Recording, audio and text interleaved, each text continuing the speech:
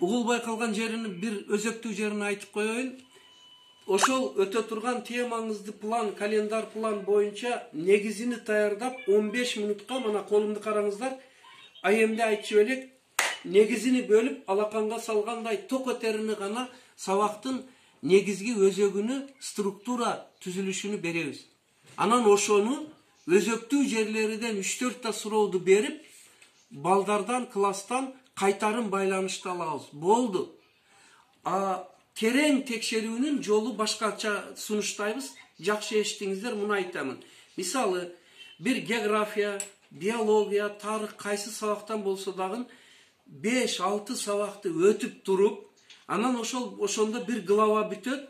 Ошонун жыйынтыгы боюнча жыйынтыктоочу тестти түзүп өзүңүз балдарга жөнөтсөңүз, алар ошонун жообун бергенде, ошондо 4-5 теманын баасынын мониторингдин жыйынтыгы боюнча коюп аласыздар. Мына бул өтө ыкчам, жакшы натыйжа берсе керек. Кийинкиси, темаларды бергенде, бая мен айттым, презентацияга ошол тема боюнча видео сабактарды, PowerPoint'ти, картаны, таблицаны, сүрөттөрдү жана интернет маалыматтардан 3-4 минут алып туруп презентацияга пайдаланып, анан калганын өзүңүздүн сөзүңүз менен түшүндүрүңүз. Кийинкиси, сабакты өтүүдө азыр кээ бир мугалимдер баягы маркер менен ак досканы, ватман кагазды, өзү досканы алып даярданып отурушат.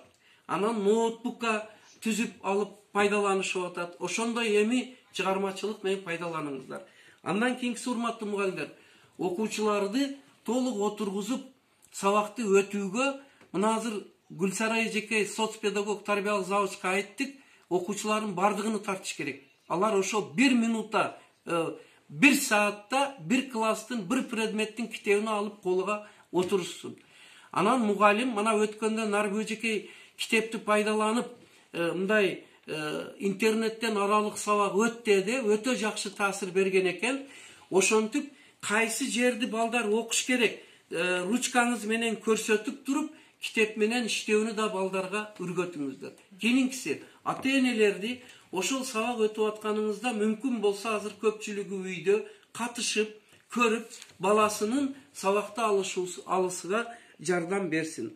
Андан кийинкиси, урматтуу мугалимдер, сабактарды даярдап өткөндө жоопкерчиликти, тыккан даярдыкты алыңыздар дагы, теманын планы, түйүндүү түшүнүктөр, өзөгүнү бериңиздер. Азыр ар бир өткөн сабагыңыз публичный болду.